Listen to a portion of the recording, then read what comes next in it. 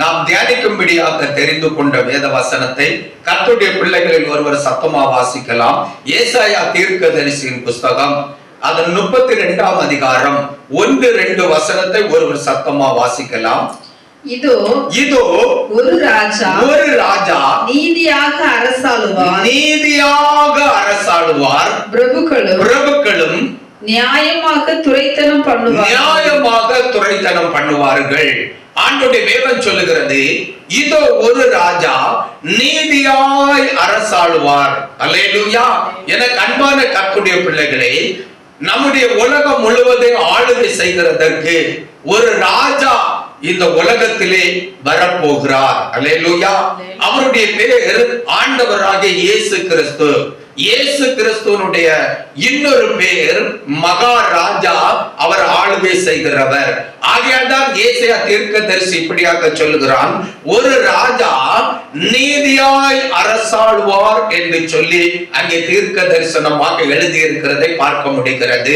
எனக்கு அன்பான கர்த்தருடைய பிள்ளைகளே, நீங்கள் நானும் ஆராதிக்கிற நம்முடைய ஆண்டவராகிய கர்த்தர் அவர் மகாராஜாவாக இருக்கிறார். அல்லேலூயா. கரங்களை கட்டோர் அநேலியா சொல்லுவார். அல்லேலூயா. கரங்களை அசைப்போர் அநேலியா சொல்லுவார். அல்லேலூயா. இந்த மகாராஜாவாகிய இயேசு ராஜா அவர் பூமியிலே 1000 வருடம் ஆட்சி செய்ய போகிறார். அவர் எப்படி ஆட்சி செய்ய போகிறார் என்றால் நீதியாக ஆட்சி செய்ய போகிறார். அல்லேலூயா. அவருடைய ஆளுகையின் நாட்களிலே பூமியிலே நீதி வாசமாக இருக்கும். எல்லாரையும் அவர் நீதியாய் ஆளுகை செய்கிற தேவனாக இந்த உலகத்திலே அவர் வெளிப்பட போகிறார். அல்லேலூயா. கரங்களை கட்டி அநேலியா சொல்லுவார். அல்லேலூயா. கரங்களை அசைத்து அநேலியா சொல்லுவார். அல்லேலூயா. இன்றைக்கும் நம்முடைய தேசத்திலே ஆளுகை செய்கிறவர்கள் இருக்கிறார்கள். உலகம் முழுவதிலும் ஆளுகை செய்கிறவர்கள் இருக்கிறார்கள்.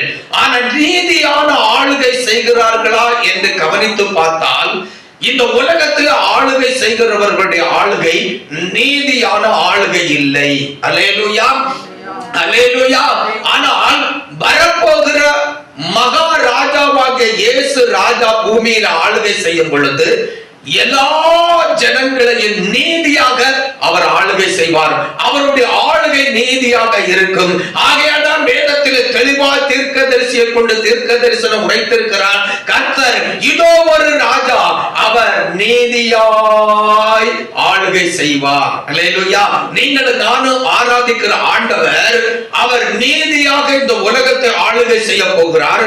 அந்த நாளிலே ஆண்டவராகிய இயேசு கிறிஸ்து என்கிற மகாராஜாவோடு அவருடைய பிள்ளைகளாகிய நீங்களும் நானும் பரிசுத்தவான்களாக பரிசுத்தவாட்டிகளாக இயேசு கிறிஸ்துவினுடைய மகிமை அடைந்த சரீரம் உடையவர்களாக இயேசுவோடு இந்த உலகத்தில் 1000 வருடம் அரசாட்சி செய்ய போகிறோம். ஒரு அநேலியா சொல்லுங்க. அல்லேலூயா. கரங்களை கட்டி அநேலியா சொல்லுவோம். அல்லேலூயா. கரங்களை அசைத்து அநேலியா சொல்லுவோம். அல்லேலூயா.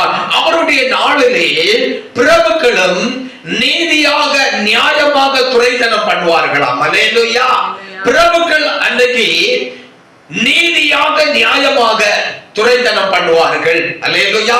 நம்முடைய இயேசு கிறிஸ்து நீதியாக அரசாட்சி செய்வார், ஆளுகை செய்வார்.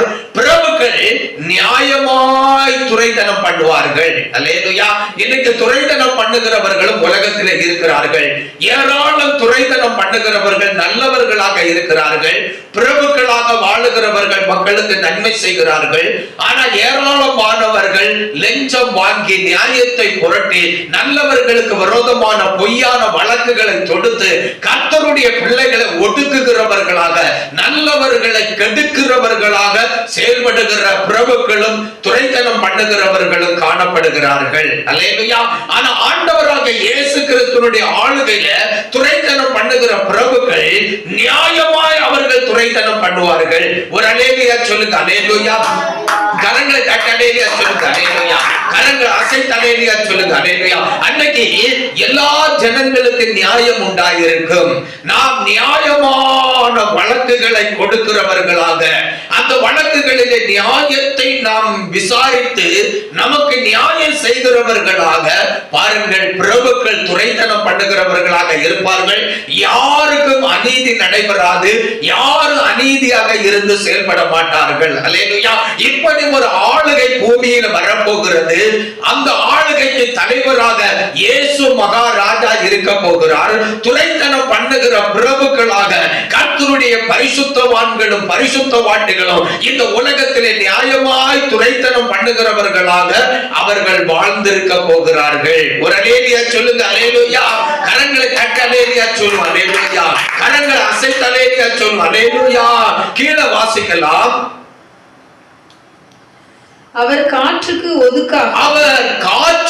ஒதுக்காகவும் பெருவெள்ளத்துக்கு புகலிடமாகவும் பாருங்க, பெருங்காற்று அடித்து விடும் பொழுது அதுக்கு அவர் எப்படி இருக்கிறாராம்? அவர் ஒதுக்காக இருக்கிறார். பெரு வெள்ளம் புரண்டு வரும் பொழுது அதுக்கு அவர் எப்படி இருக்கிறாராம்? அவர் பெரு வெள்ளத்திற்கு புகலிடமாக இருக்கிறார். அல்லேலூயா. அல்லேலூயா சொல்லுங்க. அல்லேலூயா.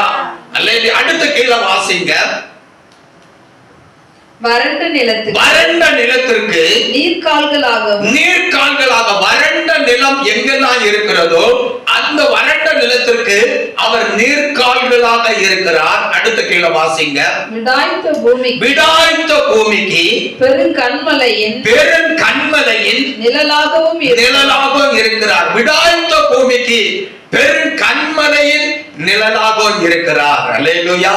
அப்ப எல்லாவற்றுக்கும் ஆண்டவர் அடைக்கலமாக, மறைவிடமாக, ஆண்டவர் வறண்ட நிலத்திற்கு நீர்க்கால்களாக, எல்லாவற்றுக்கும் எல்லாமாக இருந்து ஆண்டவர் எல்லாரையும் அன்றைக்கு பராமரித்து போஷித்து காப்பாற்றி யாருக்கு எந்த தீமைகளும் வராதபடி பாதுகாப்பார். அவருடைய ஆளுகையில நீதி வாசமாயிருக்கும். ஆண்டவராக இயேசு கிறிஸ்து என்கிற மகாராஜாவுடைய ஆளுகையில எல்லா மக்களும் எல்லாவற்றையும் சரிசமமாக பெற்று சந்தோஷமா அனுபவிப்பார்கள். அன்றைக்கு பெரியவர்கள் சிறியவர்கள் என்றில்ல, தாழ்ந்தவர்கள் உயர்ந்தவர்கள் என்றில்ல, ஓட்டு போட்டவர்கள் ஓட்டு போடாதவர்கள் என்றில்ல, வசதி உள்ளவர்கள் வசதி இல்லாதவர்கள் என்றில்ல, கார் வைத்திருக்கிறவர்கள் கார் வைக்காதவர்கள் என்றில்ல, விருச்சி வைத்திருக்கிறவர்கள் விருச்சி வைக்காதவர்கள் என்றில்ல, வீடு வைத்திருக்கிறவர்கள் வீடு வைக்காதவர்கள் என்றில்ல, எல்லாரையும் ஆண்டவராக இயேசு மகாராஜா ஒன்று போல நேசித்து எல்லாருக்கும் சரி சமமாக பகிர்ந்து கொடுத்து எல்லாரையும் போஷித்து பராமரித்து காப்பாற்றி எல்லாரையும் நீதியாய் ஆளுகை செய்வார். அல்லேலூயா. அவர்களுக்கு பகிர்ந்து கொடுக்கிற பிரபுக்களும் பாருங்க, நியாயமாய் துரைத்தனம் பண்ணி யாருக்கு அநீதி செய்யாதபடி எல்லா மக்களும் சமாதானமாய் நல்லொழுக்கமாய் வாழுகிறதற்கு ஏதுவாக நியாயமாய் துரைப்பணம் பண்ணுகிறவர்களாக செயல்படுவார்கள். அல்லேலூயா. கரங்களை தட்டுவோர் அல்லேலூயா சொல்லுங்க. அல்லேலூயா. கரங்களை அசைத்து அல்லேலூயா சொல்லுங்க. அல்லேலூயா. இன்னும் ஒரு தீர்க்கதரிசன வசனத்தை வாசிக்கலாம். ஏசாயா தீர்க்கதரிசியின் புத்தகம் 40ஆம் அதிகாரம் அதன் 10, 11 வசனத்தை தேவ பிள்ளைகளில் ஒருவர் சத்தமா வாசிக்கலாம். இதோ கர்த்தராகிய ஆண்டவர் பராக்கிரமசாலியாக வருவார். ஆண்டவர் இந்த உலகத்தில் ஆளுகை செய்கிறதற்கு வரும் பொழுது ஆண்டவர் பராக்கிரமசாலியாக வருவார். ஆகையால் தான் தீர்க்க தரிசன புத்தகத்தில் கர்த்தரை குறித்து சொல்லுகிறது. இதோ கர்த்தராகிய ஆண்டவர் பராக்கிரமசாலியாக வருவார் என்று. ஒரு முறை ஆண்டவர் நம்மை ரட்சிக்கிறதற்காக ஆண்டவர் பழுதற்ற ஆட்டுக்குட்டியாக இந்த உலகத்தில் வந்தார். தேவகுமாரனாக இந்த உலகத்தில் வாழ்ந்தார். நம்மை மீட்டு ரட்சிக்கிறதற்காக அவர் கல்வாரி சிலுவையை சுமந்து ஆண்டவர் பாடு அனுபவித்து இரத்தம் சிந்தி மரித்து அடக்கம் பண்ணப்பட்டு 3ஆம் நாள் உயிரோடு எழும்பி உன்னதமான தேவனுடைய வலது பாரிசத்தில் ஆண்டவர் மகிமையின் தேவனாக தேவனுடைய செல்ல பிள்ளையாக அவர் வாழ்ந்து கொண்டிருக்கிறார். அல்லேலூயா. கரங்களை தட்டுவோர் அல்லேலூயா சொல்லுங்க. அல்லேலூயா.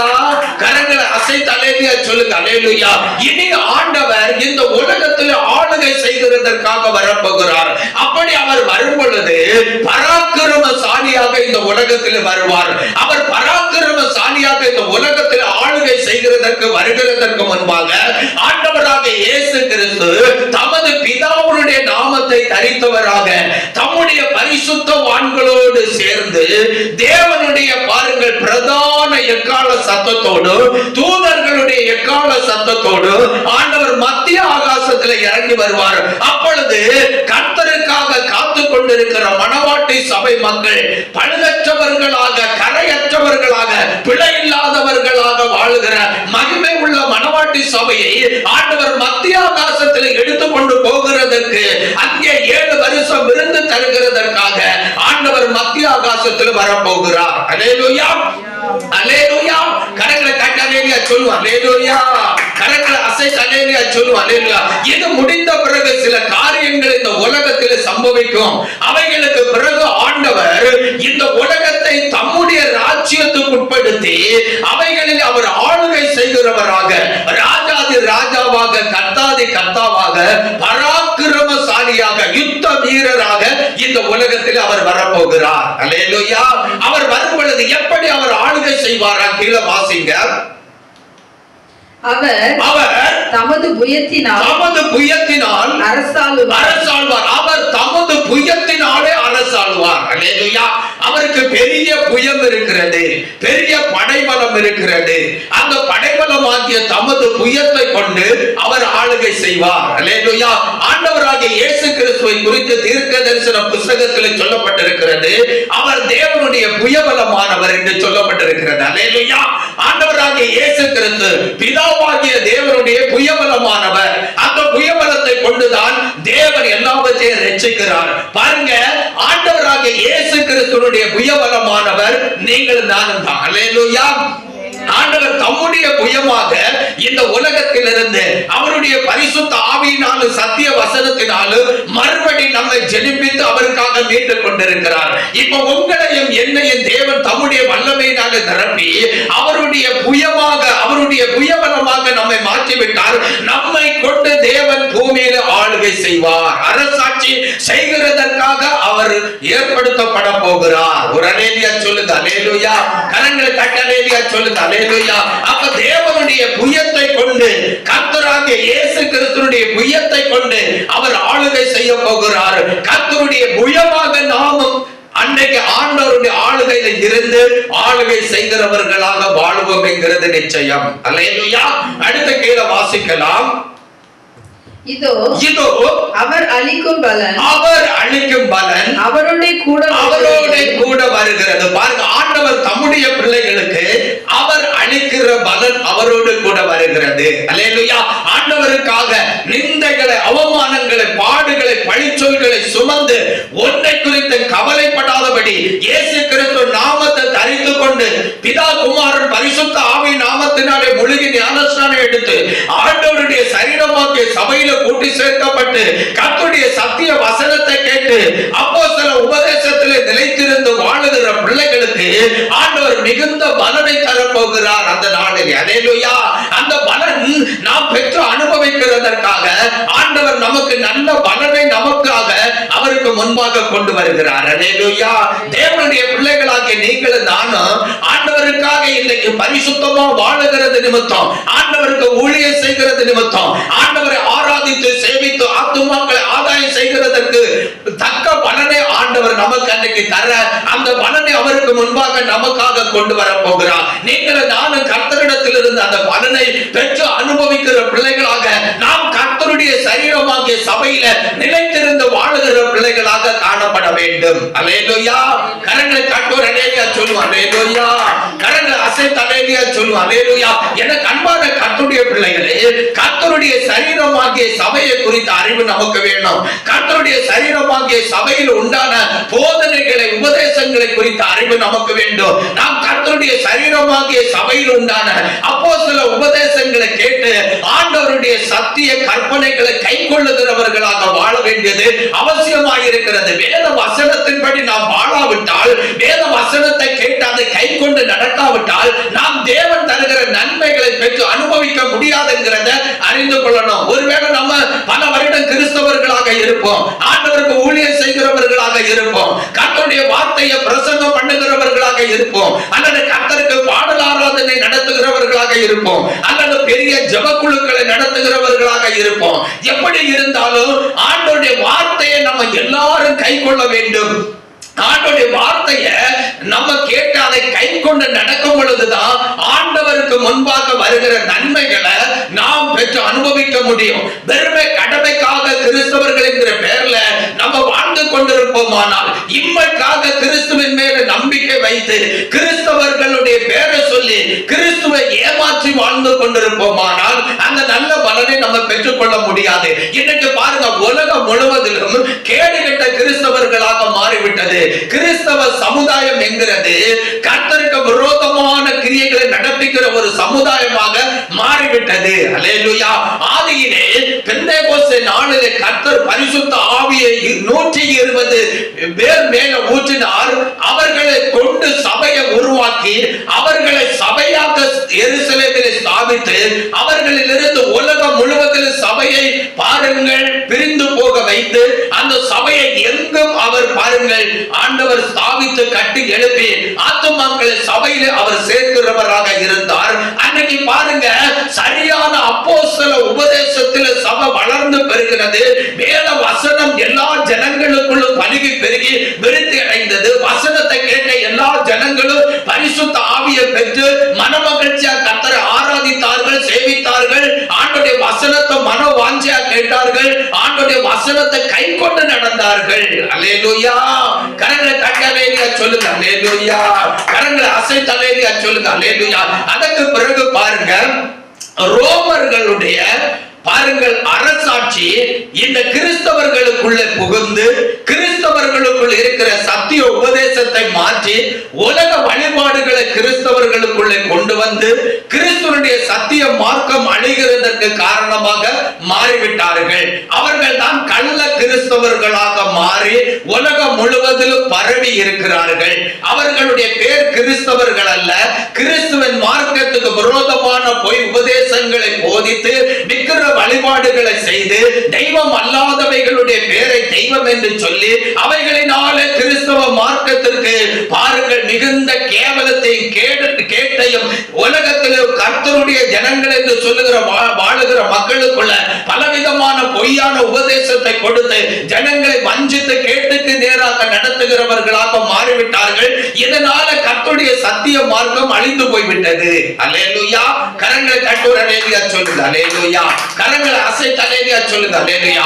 ஆனால் இந்த கடைசி நாட்களில் ஆண்டவர் மறுபடியும் அப்போஸ்தல உபதேசத்தை இந்த உலகத்திலே நிலைநிறுத்தி அப்போஸ்தல உபதேசத்தை கைக்கொள்ளுகிற மக்கள் இந்த உலகத்தில் வாழ்ந்து தேவனை ஆராதித்து தேவனுக்கு எல்லா ஜனங்களும் அப்போஸ்தல உபதேசத்தை கைக்கொண்டு கிறிஸ்துவின் சரீரமாகிய சபையில வந்து அவரை மகிமைப்படுத்தி பரிசுத்த ஜனங்களாக வாழ வேண்டும் என்று சொல்லி ஆண்டவர் மறுபடியும் அந்த பரிசுத்த ஆவியை ஜனங்களுக்குள்ள ஊற்றி மறுபடியும் சத்திய மார்க்கத்தை அவர்கள் பின்பற்றி சத்திய வசனத்தை கேட்டு அதன்படி வாழுகிறதுக்கு ஆண்டவர் ஒரு கூட்டம் மக்களை மறுபடியும் தேவன் பூமியில தெரிந்து கொண்டு பயன்படுத்தி வருகிறார். அந்த கூட்டமாக நீங்களும் நானும் இருக்கிறோம். அந்த கூட்டத்துக்குள்ள அந்த மார்க்கத்துக்குள்ள இருக்கிற நீங்களும் நானும் சரியா அப்போஸ்தல உபதேசத்தை கேட்டு அதை கை கொண்டு ஆண்டவருக்கு பிரியமானவைகளை செய்து ஆண்டவருக்கு ஏற்ற கரையற்ற பரிசுத்த வாழ்க்கை வாழும் பொழுதுதான் ஆண்டவருடைய ஆளுகைக்கு முன்பாக